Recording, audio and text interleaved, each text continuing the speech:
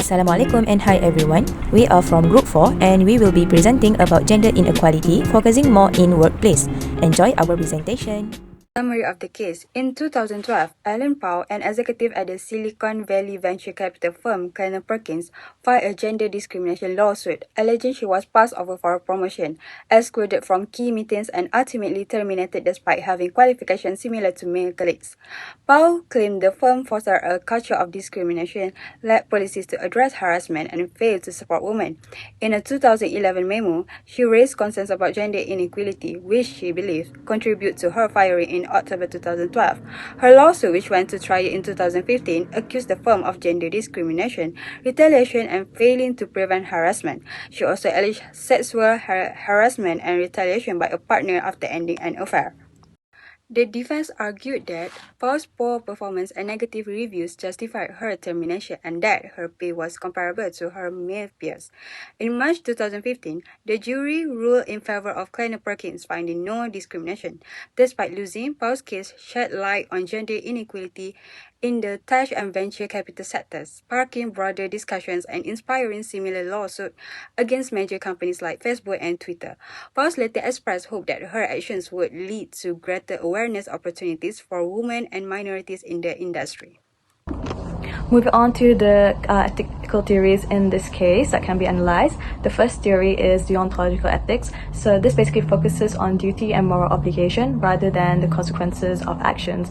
In this case, Klein Perkins had a duty to ensure a fair and harassment-free workplace, but their alleged refusal to enact anti-discrimination rules and address structural imbalances violated their moral responsibility to maintain a workplace integrity and equality.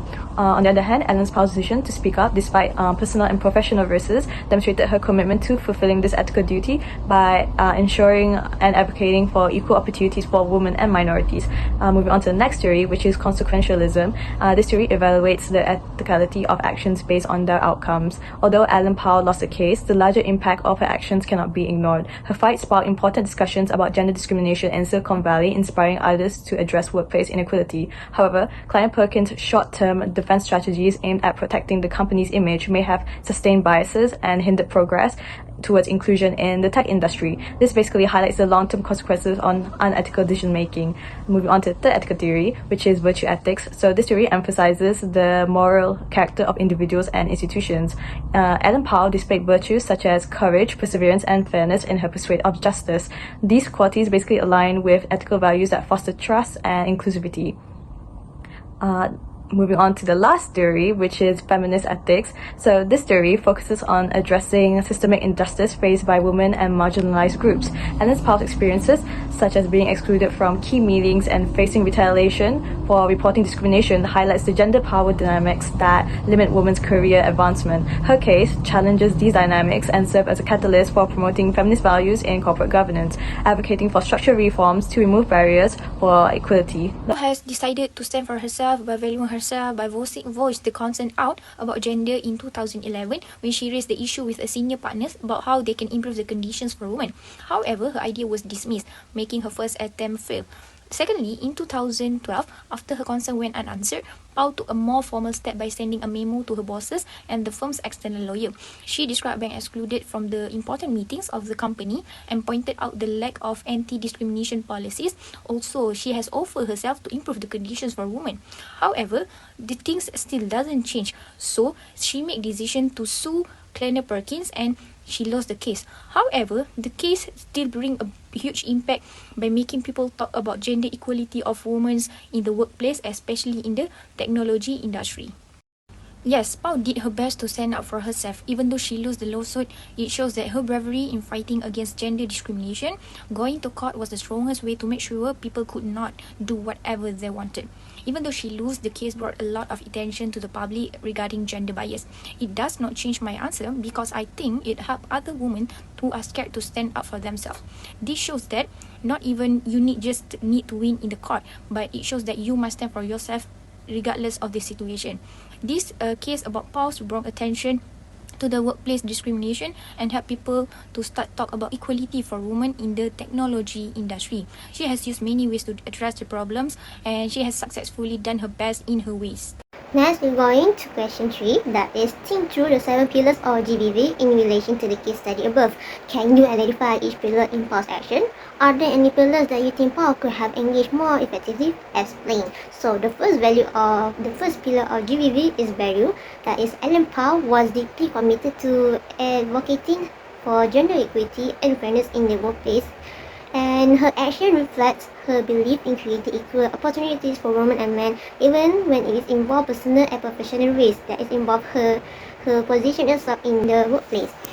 The second pillar of GVV is choice, where she chose to escalate her concerns strategically, starting within from discussions, progressing to a formal memorandum, and eventually filing a lawsuit when internal solutions proved ineffective.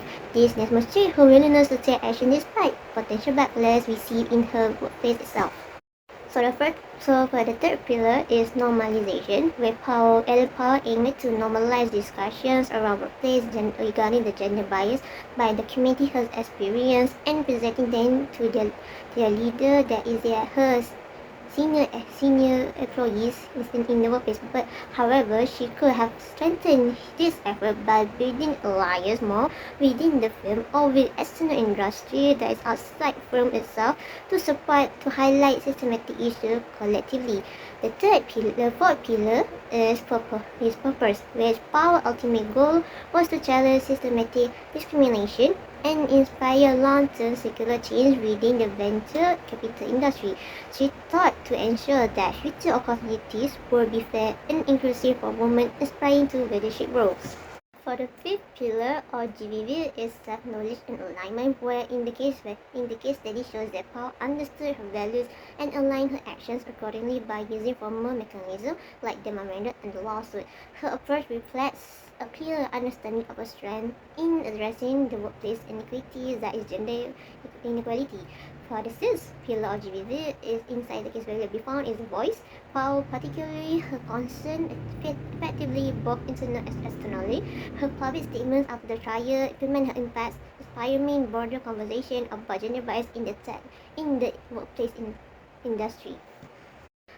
Next, we go to the last pillar of GBV, the reasons and rationalizations. So, Ellen Powell presented example of discrimination, such as exclusion from meetings where she and her another employee being banned by entering any kinds of meetings in the workplace, and inappropriate behavior where she received some inappropriate gifts from an employee.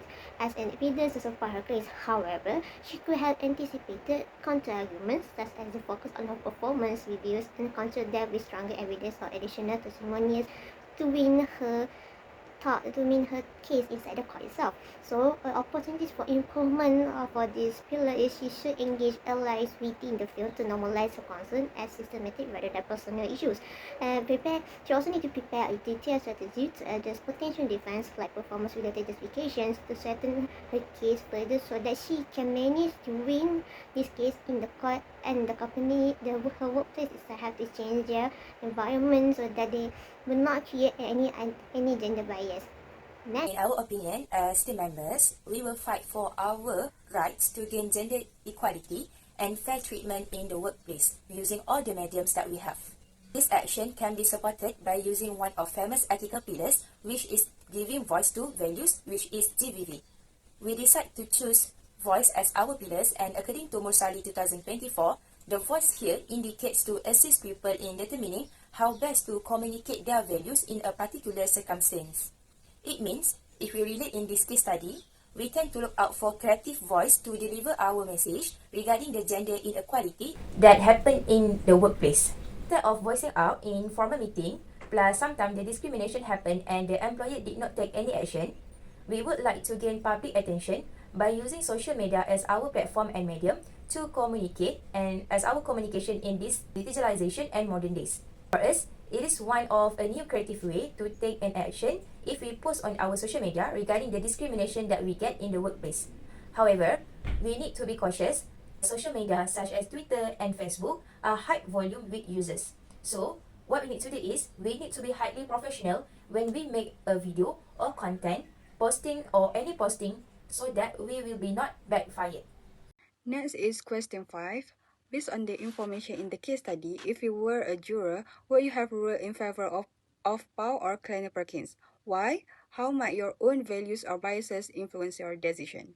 Based on the information presented, I would likely to rule in favor of Ellen Pao. Her case highlights systemic gender discrimination that was inadequately addressed by Kleiner Perkins, impacting workplace fairness and inclusivity. First is patterns of gender disparity. Firstly, Paul alleged that men with similar qualifications were promoted while she was overlooked. Juror Marshallette Ramsey even noted that male colleagues with character flaws were still promoted, suggesting unequal standards. Second, a failure to address discrimination. Secondly, Paul raised formal concerns about gender bias, yet Kleiner Perkins failed to take meaningful actions. The lack of HR accountability for harassment and gender discrimination reflects a broader systemic issue. Third is broader cultural issues. Evidence of marginalization, such as inappropriate behavior like the erratic gait and exclusion from key meetings, indicates a workplace culture that devalues women. In conclusion, Paul's courage in raising these issues demonstrates her good faith in seeking change. Supporting her case emphasized the need for accountability and greater inclusivity in workplace, especially in industry like tech and venture capital. As a student, I have not personally faced an ethically questionable situation in a professional context. However, there are several approaches that I would do should I face this similar situation in the future. So the first step is by addressing ethical issues is to assess the situation thoroughly. So this basically involves gathering all relevant facts to understand the ethical issue fully, by reflecting on personal values as well as any organization or professional ethical standards to guide my response. And the third step I would do is by consulting a trusted mentor, colleague, or advisor for an unbiased perspective. Additionally, I will also document the specifics of the incident, including what happened, who was involved, and when it took place. So this helps ensure clarity and protects myself throughout the whole process. The second approach I would do is by taking action. So once I've assessed the situation, I would determine the most appropriate course of action based on the severity of this issue. For less severe issues, I might address the person directly and respectfully. For more serious concerns, I would escalate the matter to a supervisor or HR. And in cases involving illegal activity, I would engage external authorities if necessary. So the goal is to approach the issue professionally and ensure that it is resolved appropriately. The next approach I would do is by reflecting on actions. So in hindsight, learning from the experience of others can help refine my approach. Key questions that I would include is that did I take enough time to assess the situation, or did I act too impulsively? If I were to identify areas where I could have handled the issue better, I would pinpoint specific actions, such as addressing it sooner or escalating it more effectively to ensure better outcomes in the future. Now, the last approach I would do is by strengthening my ethical framework by familiarizing myself with relevant guidelines and standards, and by building confidence in expressing ethical concerns is also equally important. This can be developed through practice such as role-playing or scenario-based exercises. So these steps will hopefully help me act with integrity and professionalism in future situations. So in conclusion, addressing ethically questionable behavior requires careful assessment and thoughtful actions and continuous learning. As for the last question, do you have any experience or witnesses any discrimination in the workplace? Then like how the solution is. For me, I have no experience or witness because due to no working experience. But if it happens, I will observe and document it to ensure that every single detail that has been recorded, such the accidents, such as the dates, conversation and action, so that it's to establish a clear pattern of discriminative behavior, we can issue it to the higher steps, to the next steps.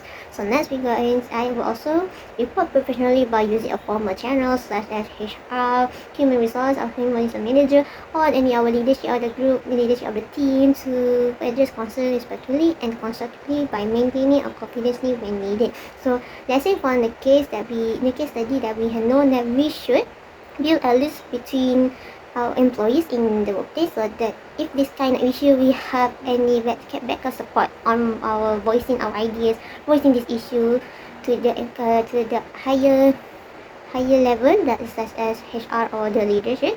And then second lesson is we have to have a solution oriented approach, that is we have to have any kinds of solutions that if the solutions cannot be effective, we have to find another way to solve it. So the lastly, ethical idea action, that we have to speak up against unfair treatments which are happy in the workplace, and the leadership accountability is needed so that the leaders themselves have to listen to their employees regarding this issue so that they can manage to handle it professionally, and so that the employees will stay longer in the workplace and they have a better environment to work. So that's all for me. Thank you. I will pass to the next presenter. To sum up this case study, addressing this gender inequality issue is not merely a matter of justice, but it is essential for achieving equitable social and economic development. Gender inequality remains an ongoing issue that restricts the potential of people, regardless the genders. To achieve gender equality, people need to have education and awareness so that we can educate the public by encouraging gender-sensitive education from a young age to eradicate bias, fosters respect for one another, and run awareness efforts to draw attention to the advantage of equality and the detrimental effects on gender disparity. Hence, we also can empower women by providing access to leadership opportunities for women in politics, business, and other influential sectors, and by having legal and policy reforms that put policies in the workplace, such as the increment in salary to all employees, regardless the gender, to reduce gender wage gaps and guarantee equal compensation for equal labor. That's all from us, Group 4. Thank you and have a nice day.